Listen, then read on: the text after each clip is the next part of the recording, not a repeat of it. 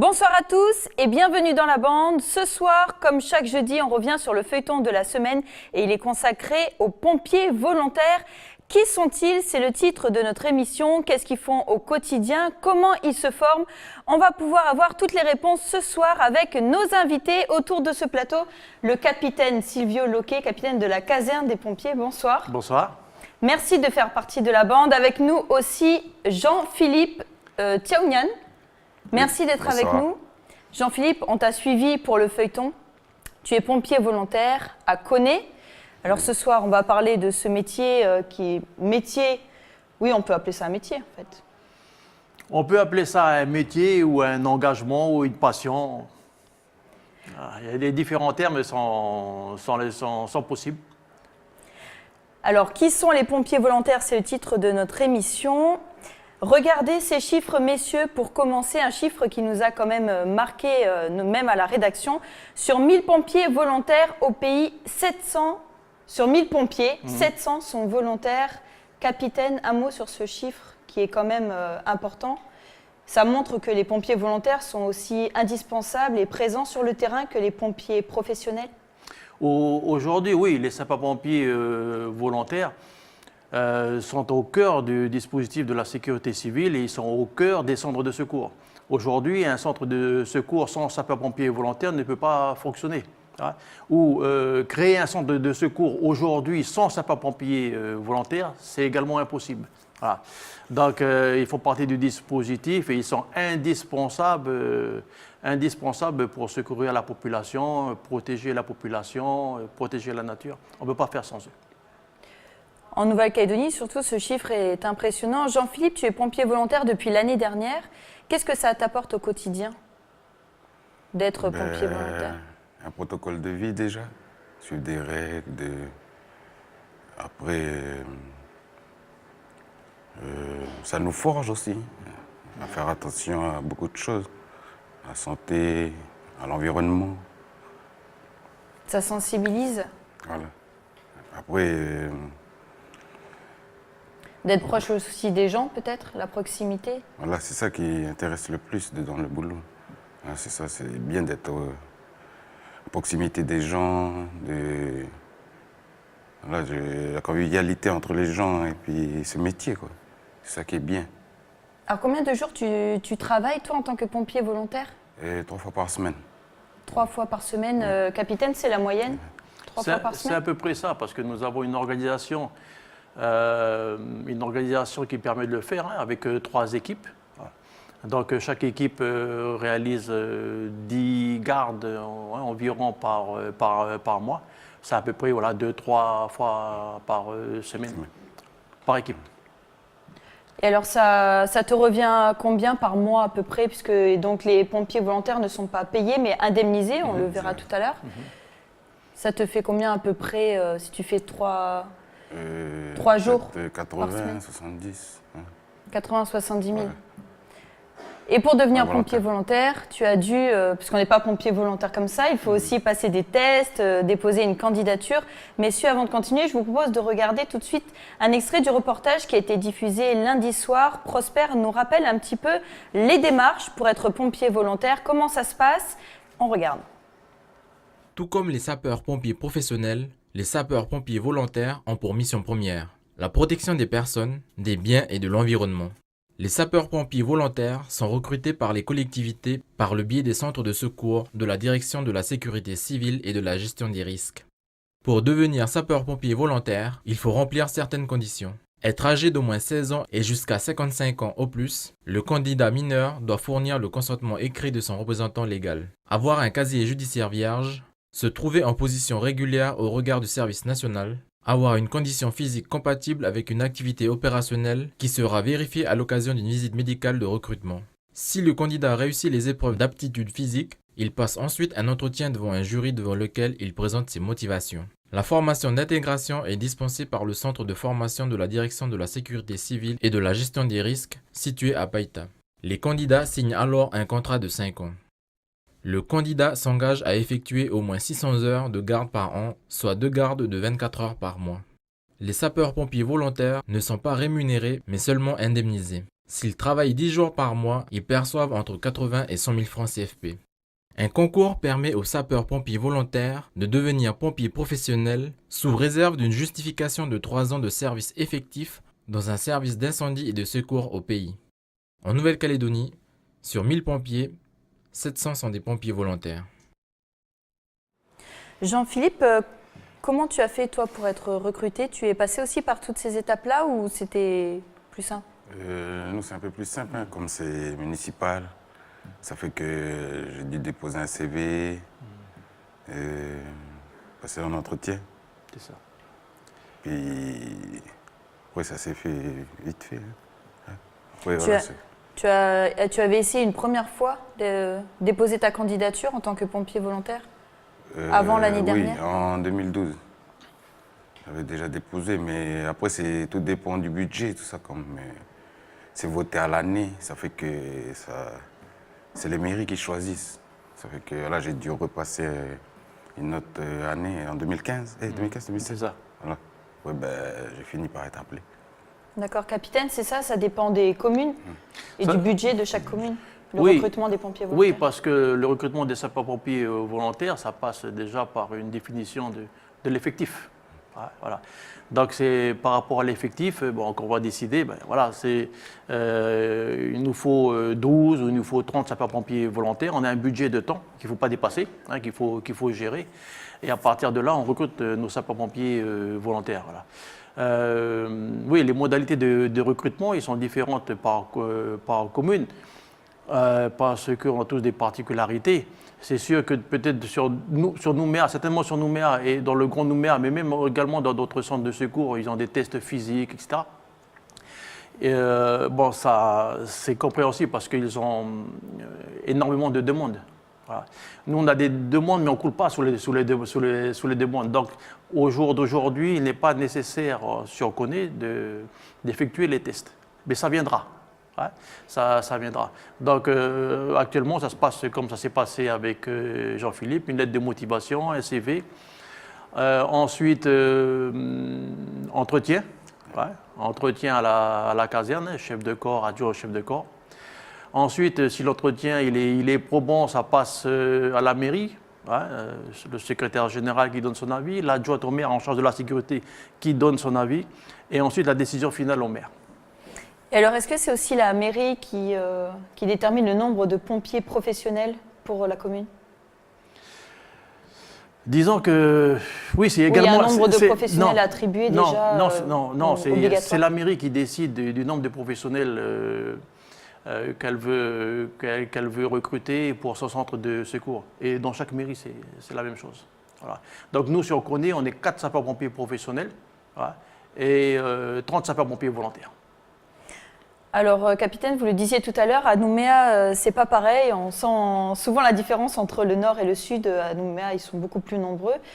Un chiffre, par exemple, tous les 6 mois, ils recrutent environ 30 pompiers volontaires. Comment ça se passe pour Koné? Combien de pompiers volontaires sont recrutés par an? Ça varie? Disons que nous, c'est en fonction de nos besoins.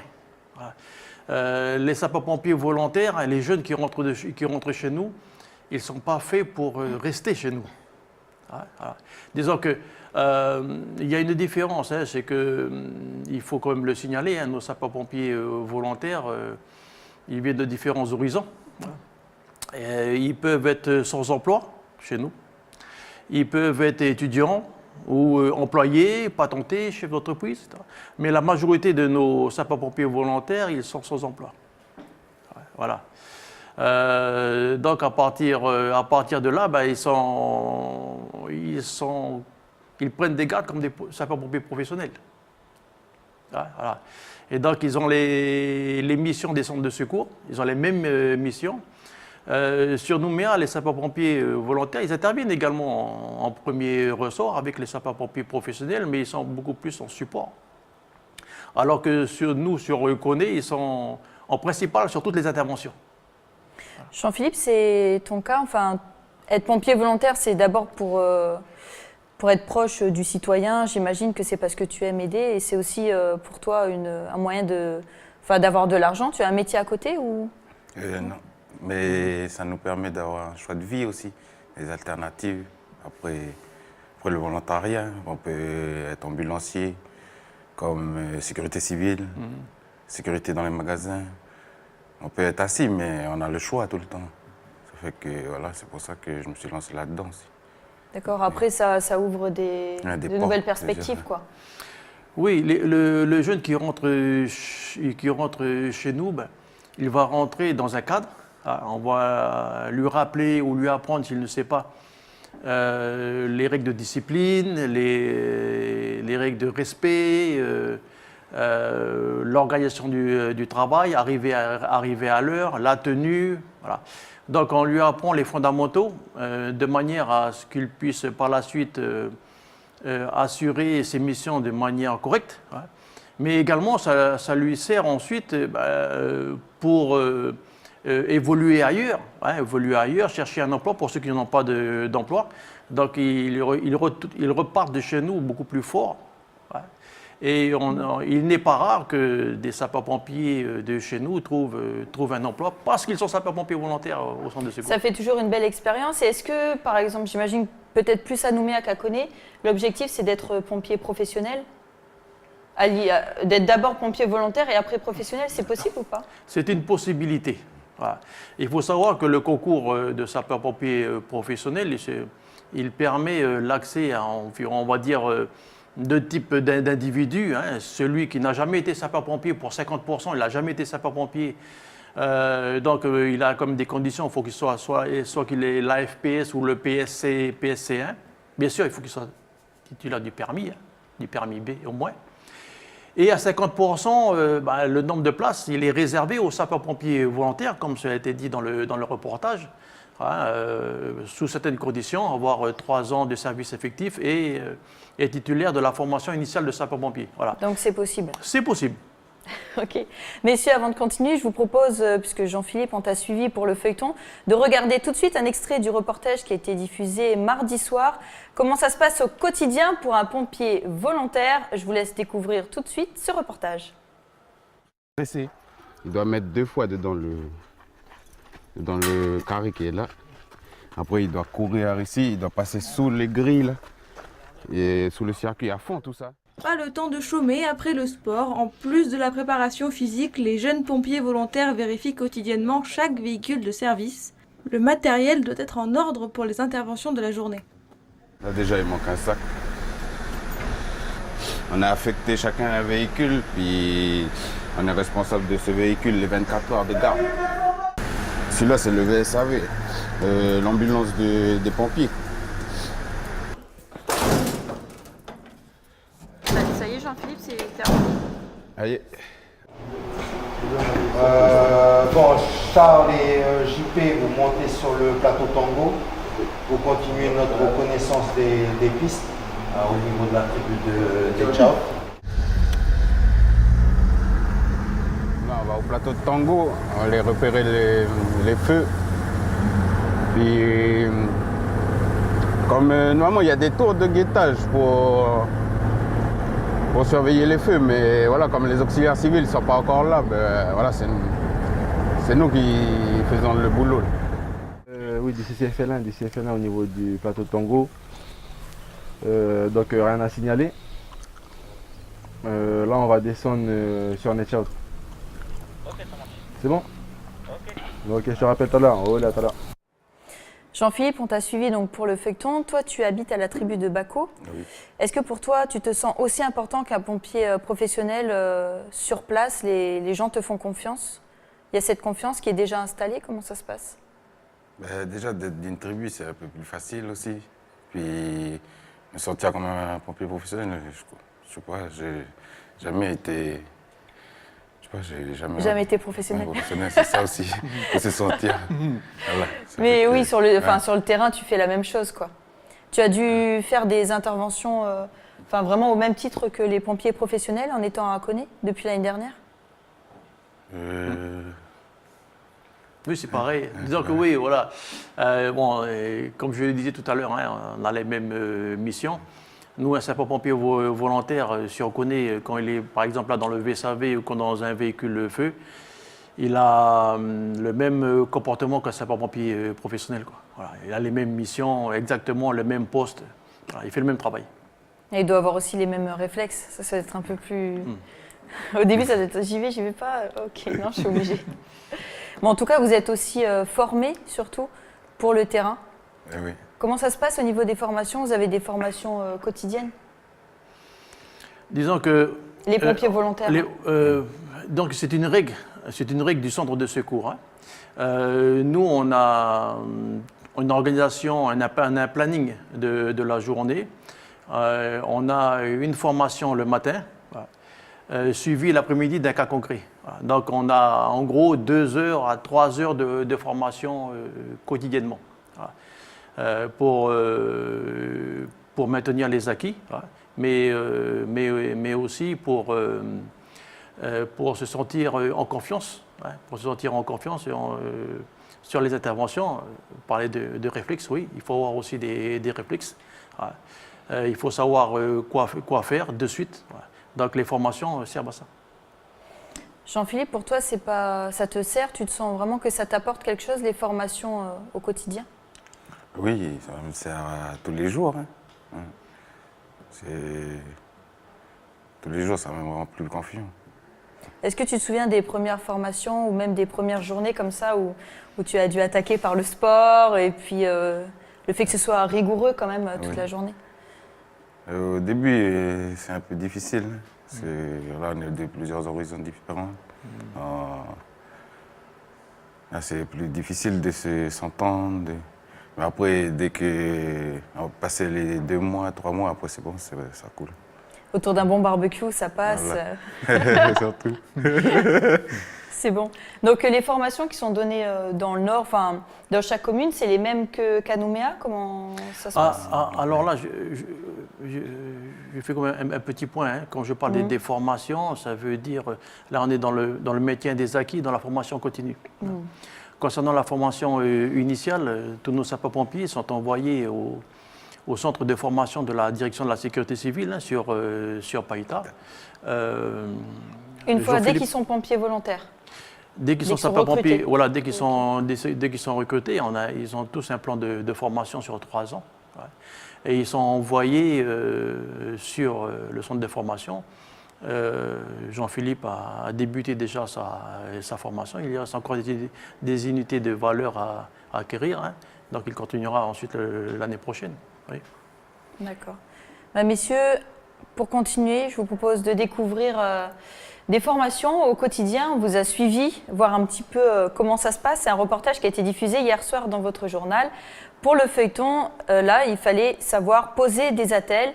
C'est voilà, comme si c'était vraiment dans une situation concrète. On essaye de retirer quelqu'un d'une voiture.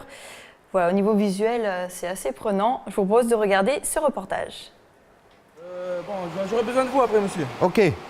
C'est pour quoi faire, hein? Vous allez juste devoir prendre notre plan dur, là, la planche orange, là. Oui. Et il va falloir la hisser en dessous de la victime. On vous le dira quand il faudra faire. Ok. C'est bon, monsieur? Bon, souvent, c'est moi qui joue le rôle du badaud. Comme ça aussi, ça les force aussi à se dire que sur intervention, ils peuvent utiliser les... Après, des fois, c'est des badauds qui ont été formés, quoi. Donc, on fait avec. Si nous, on est en congé ou en maladie, qu'ils puissent assurer une intervention comme si j'étais là. C'est bon? À tes ordres, Charlot. Ok. Attention, approche de tête de véhicule. Êtes-vous prêt? Prêt. Oui. Sortez-le. Ok. Allez, on part avec un coup vers le casier. Halte. Posez. Ok. C'est bon? Comment tu t'es senti? Je me suis senti un peu terrifié. Terrifié. Charles est pompier volontaire depuis ses 16 ans. En alternance avec ses cours au lycée au début, il travaille maintenant quotidiennement à la caserne. En tant que pompier volontaire, qu'est-ce que tu penses des formations? Quand on fait tous les jours, je trouve que c'est bien parce que ça nous permet de garder les acquis qu'on a. Et pour justement tous les nouveaux arrivés qu'on a, ça permet qu'ils prennent déjà connaissance du matériel, du métier qu'on fait. Charles et JP posent attelle à dépression jambe. Allez, vas-y.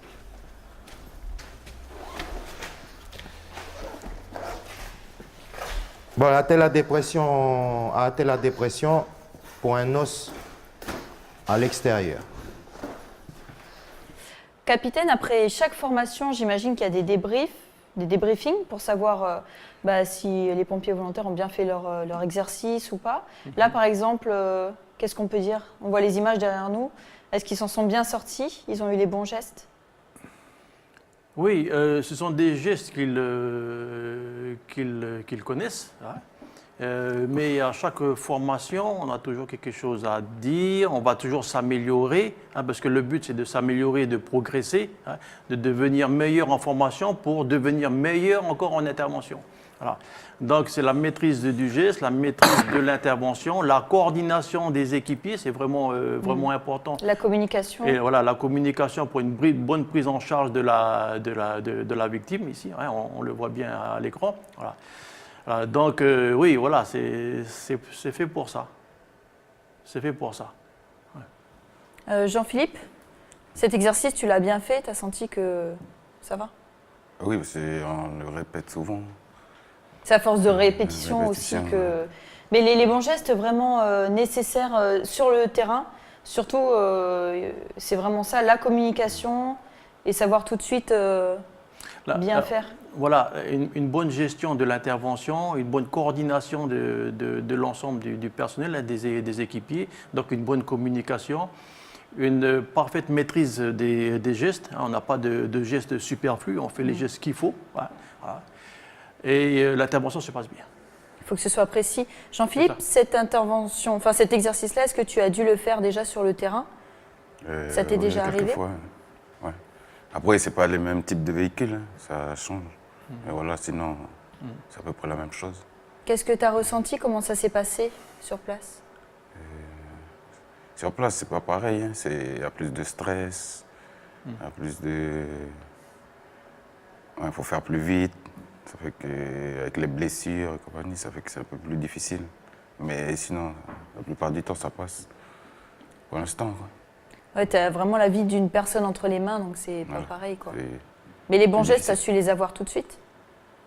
T'avais les à force de formation, de répétition, ça finit par... C'est pas tout de suite quand on touche la victime, c'est fur et à mesure. On apprend, puis voilà. Après, on en arrive là.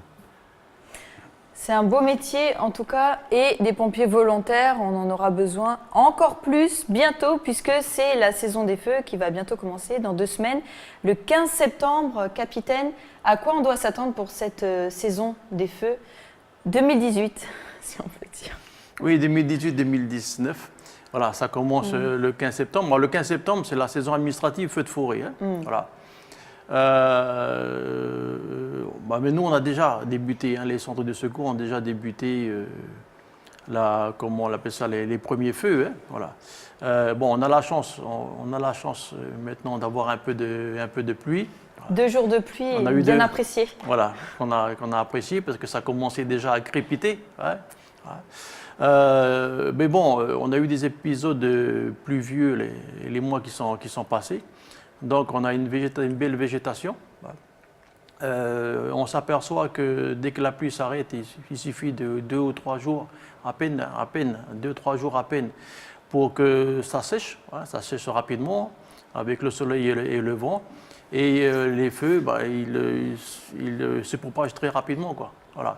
Donc nous, on risque d'avoir pour cette saison administrative feu de forêt, on risque d'être très sollicité. Ouais, on risque d'être très sollicité sur les communes que nous défendons, quoi. Donc je pense que ça va être éprouvant, oui. Et sèche. Oui. Messieurs, regardez ces chiffres. Justement, l'année dernière était une année record avec environ 13 000 hectares environ brûlés, contre presque 12 000 hectares en 2015, ce qui fait environ 18 000 terrains de football. Jean-Philippe, qu'est-ce que tu penses de ce chiffre? 18 000 terrains de football, ça paraît énorme. Toi, tu le vois vraiment que ça brûle partout. Enfin, pendant cette saison, quoi. Il y a des hectares qui partent. Et comment ça s'est passé? Ça, c'est les chiffres de la DSCGR, cela. C'est pas... Alors, quelle est la différence? Il faut prendre en compte ces chiffres-là, plus ceux des... C'est des casernes. Des casernes, c'est ça? Disons que, donc il y a encore plus. Disons que ça, ce sont les chiffres déclarés, hein, ce sont les chiffres des casernes, ce sont les chiffres également de la gendarmerie, ce sont les chiffres de la DCGR de par leur propre intervention, sur des communes qui ne disposent pas de sapeurs-pompiers ou de centres de secours. Voilà. Mais il y a énormément de feux qui ne sont pas déclarés, sur lesquels personne n'intervient. Voilà. Et le fait, c'est qu'on peut facilement multiplier par 2 les chiffres réels, quoi. Voilà. Donc il faut s'attendre à encore plus, il y a encore plus de superficie qui est brûlée. Jean-Philippe, avant de terminer cette émission, est-ce que tu peux nous rappeler un petit peu peut-être les consignes de sécurité à respecter pour éviter de déclencher des feux? Ça se déclenche vraiment très vite. Déjà, comme c'est la saison des feux, là, il faudrait qu'ils surveillent plus leurs feux. Et puis là, bientôt, on va être en restriction pour l'eau. Après, pas allumer des pétards, j'imagine ou... Après, c'est à chacun de s'autogérer. Voilà. Puis voilà, s'ils font des feux, de surveiller, c'est surtout ça, les écobuages qui partent en... C'est ce qui arrive le plus souvent? C'est ça le plus souvent, c'est les écobuages. Ça fait que, voilà, de surveiller, ce serait bien. À part ça, il faut éviter aussi, j'imagine, de jeter des mégots par les fenêtres ou... Après, les mégots, c'est pas souvent le... Le plus souvent, donc, c'est les écobuages. Oui, nous, on croit plus au briquet qu'au mégot. Hein. Voilà. Même si le mégot, c'est toujours possible, hein, mais bon, c'est... Les feux volontaires. C'est pas 1%. Il y en a qui aiment voir les pompiers, hein, faut arrêter, hein. Oui, voilà, c'est pas 1% des feux, les mégots. Hein, voilà, ouais. C'est plutôt le briquet, voilà, c'est ça. Pour compléter ce que disait Jean-Philippe, hein, pendant cette saison sèche, là, il faut être très prudent parce que c'est sec et en général en été on a un vent qui est soutenu, qui est puissant. Donc le vent se propage vite. Il a raison Jean-Philippe, quand on allume un feu, il faut le surveiller. Ouais, c'est ça c'est vraiment important. Bon, si par malheur le feu il se propage et on n'arrive pas à le contenir, n'hésitez pas à faire le 18, hein, appeler les sapeurs-pompiers. Et puis on a aussi des périodes dans la journée, hein, qu'on peut allumer le feu. Hein. On a soit le matin à la fraîche, hein, ou soit en fin d'après-midi où les conditions climatiques ne sont pas réunies pour que le feu se propage, quoi. Voilà. Donc on peut faire des barbecues par exemple, mais maîtriser vos barbecues, quoi. À des heures. À des heures où il fait encore frais. Oui, voilà, il faut toujours faire attention. Bon, on a des habitudes, qu'on dit chez nous les us et coutumes, hein. C'est difficile à les faire changer. Interdire un barbecue, oui, quand on est en vigilance rouge, c'est interdit de mettre le feu tout court. Mais ensuite, après, c'est difficile à faire changer de faire changer les habitudes. On a des façons de vivre. Hein, voilà. Donc, il faut être vigilant, c'est tout. Il faut que chacun prenne ses responsabilités. C'est ça, il faut être vigilant. Merci, en tout cas, messieurs, d'avoir fait partie de la bande. On est content quand même d'avoir les pompiers quand on a besoin, pompiers volontaires et pompiers professionnels. Donc, on rappelle le chiffre, sur 1000 pompiers au pays, 700 sont volontaires. Ils sont aussi présents sur le terrain que nos pompiers professionnels. Voilà, pour nous, c'est terminé. On se dit à la semaine prochaine. Ce sera une édition spéciale sur le SILO, le Salon international du livre océanien, qui va se dérouler le 7, 8 et 9 septembre. Je vous dis bonne soirée à tous sur Calédonia et à bientôt.